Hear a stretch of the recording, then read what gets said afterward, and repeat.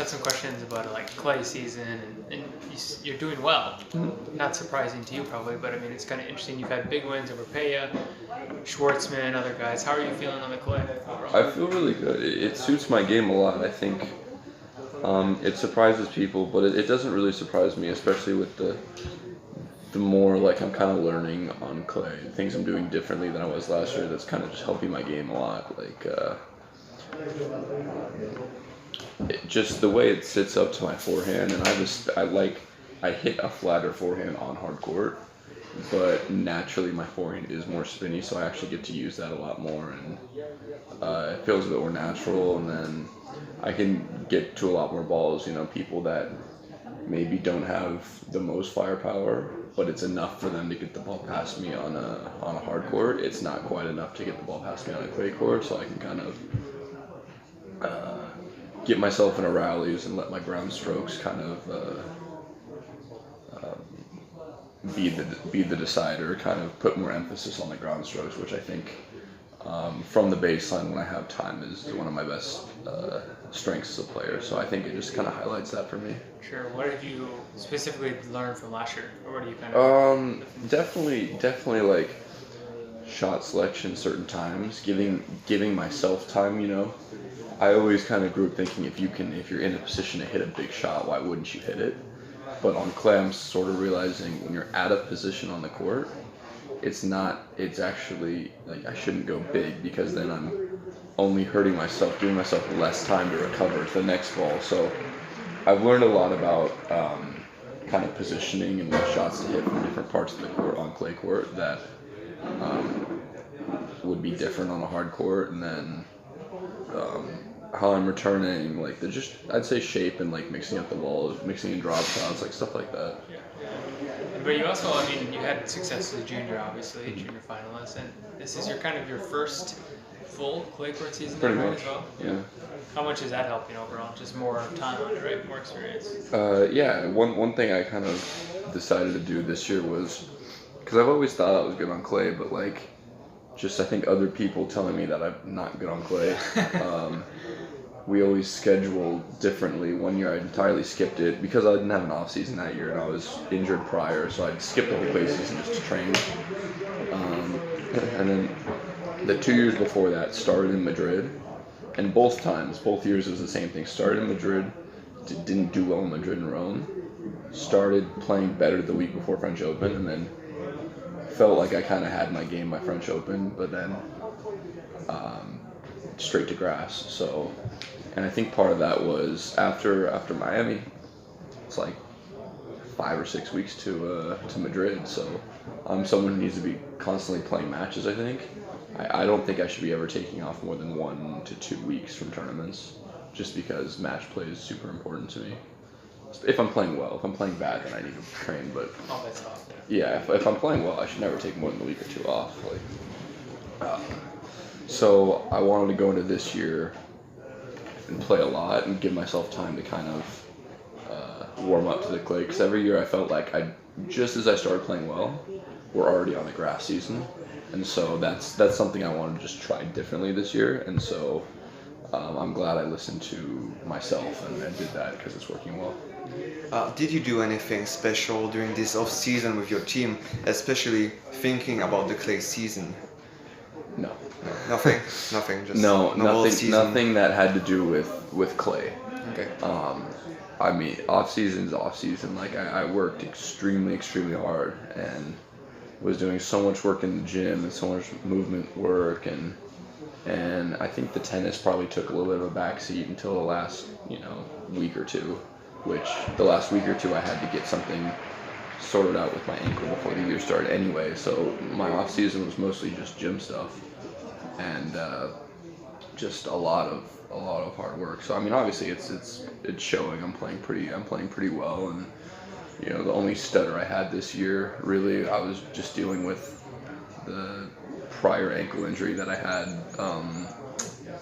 been dealing with. So when it's been good and my body's been healthy, I've been playing great, and yeah, it's a lot of it's just the off season, but nothing clay specific. What how pleased are you then with the clay season so far?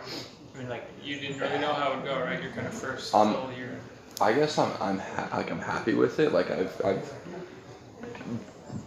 done what I expected to do, but it's really frustrating. I mean, I've pretty much only lost Top guys, really to good the top guys. guys, Kay and Djokovic. It's just upsetting, a little upsetting as well, because I keep putting myself in the position to play these guys, and I'm not winning.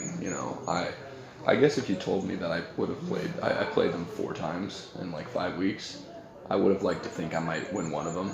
But so it's a little upsetting that I'm giving myself these opportunities, something I didn't do, you know, 2 years ago, 3 years ago. I'd lose the opening match. I wouldn't give myself the opportunity to play these guys. Now I'm giving myself the opportunity, I'm just not taking it. So it's a little upsetting to constantly be losing to these guys, but I just need to keep working, and then I think once I beat one of these guys, I think the floodgates will kind of open, and I'll start doing it more consistently. I've always been someone who, like, you do something once and then it's really easy to repeat it and do it over again. So yeah, just keep putting myself in opportunity. So I'm happy with the clay season, but it sucks that I just keep losing and keep losing all these matches. Once you get that big win, then you think you kind of go from there. Yeah, I think so. Just like since this season, you really started traveling with Jordan and your wife. So how does it change your life on the tour and basically every day? Like the way you prepare your match, the way you living simply on the tour. Well, it's been, they've come to a couple, but it's been mostly just since the clay season started, and that's more in part to just how the clay season is. I'm gone for so long, so it's helped a lot. It's helped with, I have like no reason to go home. I'm happy to be in Europe. I've been here 6 or 7. I mean, I haven't been home in a long time. I haven't been home in like 2 months. Because straight after Miami, I went to Orlando to train, then to Houston, then to Monte Carlo, and then I've been gone since. So, but it's just been great. Like I said, I don't have like a reason to go home. Like by this time, I would have been really missing my family and missing like being with Jordan. So it's good that every single day I can see him at the course. Be with him.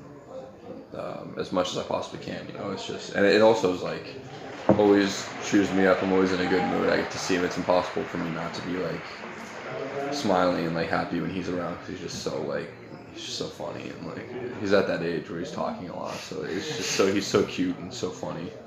So yeah, it's just been a big help, and not so much has changed with how I go about things. I'm definitely still practicing a normal schedule. I'm still doing my fitness sessions on, like, I'm not like, it's not taking away from anything that I would do.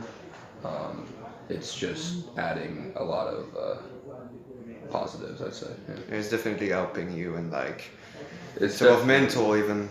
It's definitely helping. I think some people could sometimes say that some people could twist it and say that having people with you traveling and all that could be a distraction, but I've stayed very focused on what I need to do on and off the court, and it's just been so great having them here for all the times that I'm not taking care of what I need to take care of. Also, since you're a teenager, you have been seen like one of the US top talents. Like you've been world champion in the ITF. So how did you deal with that pressure since you're like a kid almost? I got the pressure a lot later than a lot of guys did. I think some guys have been dealing with it since they were like 12 or 14 years old, like meant to be the next best player. So it started happening for me. Like, I think people started saying that maybe when I was the junior #1, but especially after Memphis, I just tried to focus on myself and not really worry too much about what people were saying or thinking, because I'm not playing for other people. I'm playing tennis for myself, and I never thought I'd get as far as I would originally. I improved a lot my last year, juniors, and my first year in the pros, and so I just need to keep progressing and kind of focus on my goals and just not worry about what people say. I think the most important thing I've learned over the past couple of years is you can't care what people say, because everyone's going to say something and everyone has an opinion. So you just have to worry about yourself and do what's best for yourself. I also had one question about the ATP Cup, the new team event. Is it something you would like to do to represent your country in a team event like this one? Something you will consider to do? Yeah, I was thinking about it the other day. It'd be so cool, to win it, or be in that deciding match where it's you're the one playing, because there's the NCAAs are going on right now in the States. So it's we always miss that feeling of team needs you, matches on the line, and you win it. It's a lot more emotional. There's more emotions in it, and just more it's easier to get pumped up when you have all these people with you.